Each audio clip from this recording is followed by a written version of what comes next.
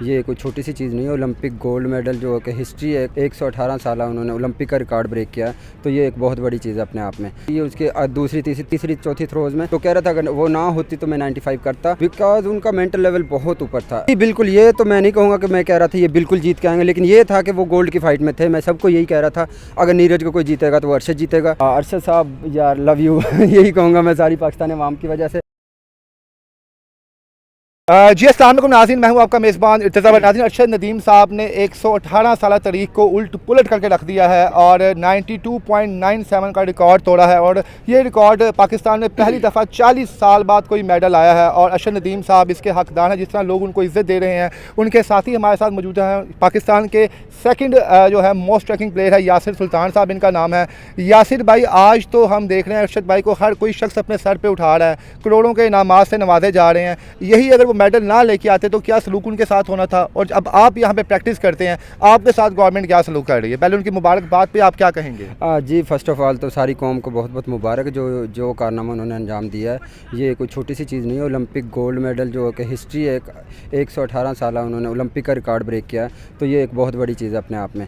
और दूसरी बात यह कि गवर्नमेंट सपोर्ट जितना करती है आपको भी पता ही है। अरशद को अभी तो वो जीत गया तो सारे लोग सपोर्ट कर रहे हैं, लेकिन उससे पहले किसी को भी नहीं पता अरशद कहाँ से आया, कैसे उसने अपने आप को स्टेबल किया, कहाँ से वो कैसे सर उन्होंने स्टेबल किया? आप साथ हैं, आप प्रैक्टिस किया यहाँ पे, किस तरह आप लोग अपना टफ टाइम में प्रैक्टिस करते हैं? शूज़ कितने महंगे आपके, जो जेवलिन की आप स्टिक लेते हैं ये इतनी महंगी है। सुनने में आया जनाब के 17 साल बाद उन्होंने स्टिक चेंज की थी, स्टिक भी टूट गई थी। कितनी महंगी स्टिक होती है? बिल्कुल डेफिनेटली वो अपने बलबूते पे सारा उन्होंने शुरू से किया।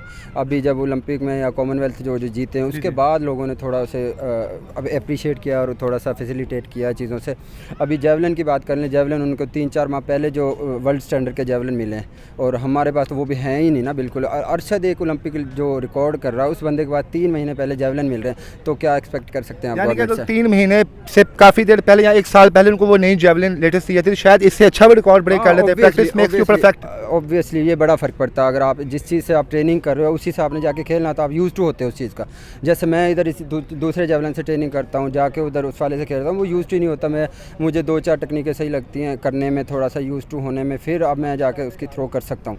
अच्छा, ये यासिर भाई, एक उसने मारा 89 मीटर का नीरज चोपड़ा ने, और इन्होंने मारा 92 का। देखने वालों को लगता है बस 3 मीटर का फासला है, लेकिन 1 मीटर के लिए आप लोगों को कितनी प्रैक्टिस करनी पड़ती है? यानी कि 1 मीटर अपना रिकॉर्ड बढ़ाने के लिए कितनी आप लोगों को एफर्ट और स्ट्रगल करनी पड़ती है? ये 3 मीटर की बात करें, 3 सेंटीमीटर पे उम्रें गुजर जाती हैं, जो हकीकत बात है। इसमें कोई शक की बात नहीं है कि 1-1 सेंटीमीटर से मैंने लोग हारते हुए, ओलंपिक हारते हुए देखे हैं।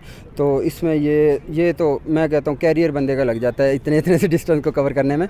तो ये छोटी सी चीज़ नहीं है, बहुत बड़ी चीज़ है। और 3-4 मीटर का गैप तो समझ ले कि ये मैंने पहली थ्रो पे कह दिया था जब उन्होंने किया, कि मैंने कहा अब ये कोई नहीं जीतने वाला, ये कंफर्म पाकिस्तान का गोल है। बुखारी साहब है कोच आपके हैं, उनके भी हमने कहा जनाब के वो 95 तक भी मार सकते थे, क्योंकि जिस तरह वो यहाँ से तैयार होकर गए थे। आपके मुताबिक क्या उस वक्त उनमें इतना था स्टैमिना कि वो 95 भी क्रॉस कर देंगे? जब 92 उन्होंने किया पहली अपनी ट्राई में, जो बाकी 4 ट्राइयाँ बाकी थी, आपको लग रहा था कि अपना रिकॉर्ड ब्रेक करेंगे? हाँ बिल्कुल, वो इस बार बड़े कॉन्फिडेंट थे। जो मेन चीज़ होती है कि प्लेयर की बॉडी लैंग्वेज बता देते हैं आप कितना। हम जेवलिन थ्रो करते हैं, हमें थोड़ा ज़्यादा जल्दी समझ आ जाता है। तो माशाल्लाह बड़े कॉन्फिडेंट थे क्वालिफाई राउंड से ही। उसके बाद अब मेरी बात भी उनसे कल फाइनल से पहले, तो ही वाज वेरी कॉन्फिडेंट। वो कह रहे थे माशाल्लाह बस दुआ करें, अल्लाह खैर करेगा, तो वही उन्होंने किया। अभी बाद में बात हुई तो वो कहते हैं जी मैं तो 95 के चक्रों में था, गोल्ड तो मैंने भूल ही गया था उस टाइम। जी बिल्कुल।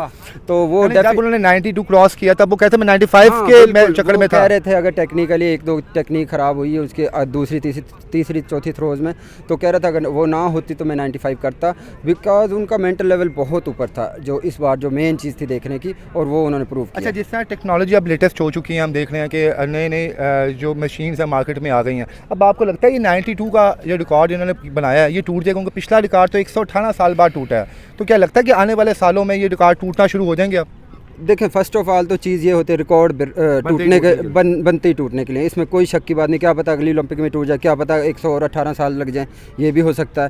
तो मेन चीज़ ये होती है कि ओलंपिक्स में बड़ी थ्रो इसलिए नहीं होती कि वो प्रेशर गेम होती है, बड़ी क्राउड का प्रेशर, बहुत ज़्यादा प्रेशर होता है। 4 साल में एक आपको घंटा मिलता है, उसमें आपने सब कुछ करना है। तो ये बड़ी चीज़ होती है जिसकी वजह से ओलंपिक्स में थ्रो नहीं होती। लेकिन अरशद इसमें बहुत अच्छा है, तो उसने डेफिनेटली अच्छा, ईमानदारी से बताइएगा, being a friend and being a partner, जब वो ओलंपिक में गए थे आपको लगता था कि जनाब वो जीत के आएंगे, हाँ। या आपको लगता था नीरज इनको टफ टाइम देगा, जैसे लास्ट टाइम वो नीरज फर्स्ट आए सेकंड आए थे? जी बिल्कुल, ये तो मैं नहीं कहूँगा कि मैं कह रहा था ये बिल्कुल जीत के आएंगे, लेकिन ये था कि वो गोल्ड की फाइट में थे। मैं सबको यही कह रहा था अगर नीरज को कोई जीतेगा तो वो अर्शद जीतेगा, ये क्लियरली मेरी माइंड में बात थी, क्योंकि वो बड़ा कंसिस्टेंट है। नीरज 90 से नीचे वो बड़ा कंसिस्टेंट है, और उसको अगर कोई जीत सकता है तो 90 से ऊपर का मेरे माइंड था। अच्छा, आखिरी सवाल है कि आपने इसी ग्राउंड के अंदर उनको टूटे हुए शूज़ों में देखा है, टूटे हुए आपने जेवलिन में देखा है, और आज इसी ग्राउंड में आपने गोल्ड मेडल की खबर भी सुनी।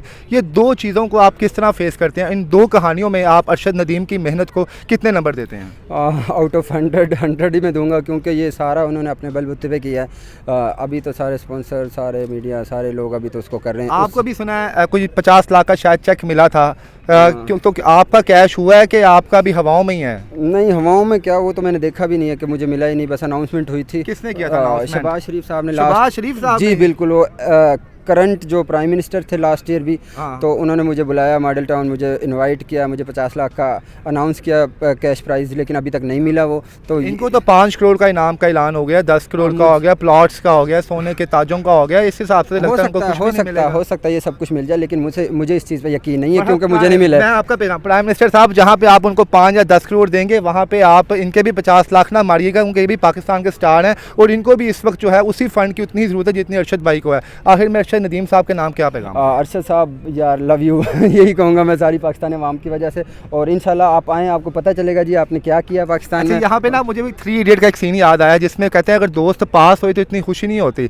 दोस्त टॉप पड़े तो ज़्यादा जेलसी होती है। यहाँ पे आपको जेलसी हो रही है, खुशी हो रही है, क्या हो रही है? जेलसी थोड़ी बहुत होती है कि यार मेरे साथ का था। डेफिनेटली ये मिक्सचर होता है सारा, एक एक्साइटमेंट और एक ये जेलसी के काश में भी उधर होता है, ये तो होता है। कोई भी खुशी है कि आपका दोस्त खुशी इस चीज़ की है कि जी उन्होंने पाकिस्तान का नाम रोशन किया, और उसकी वजह से हमारी स्पोर्ट्स ऊपर आएगी, ये खुशी है। दूसरा जेलसी तो कुछ नहीं, यही है कि अगले साल में इंशाल्लाह जाऊंगा। इंशाल्लाह। Thank you sir.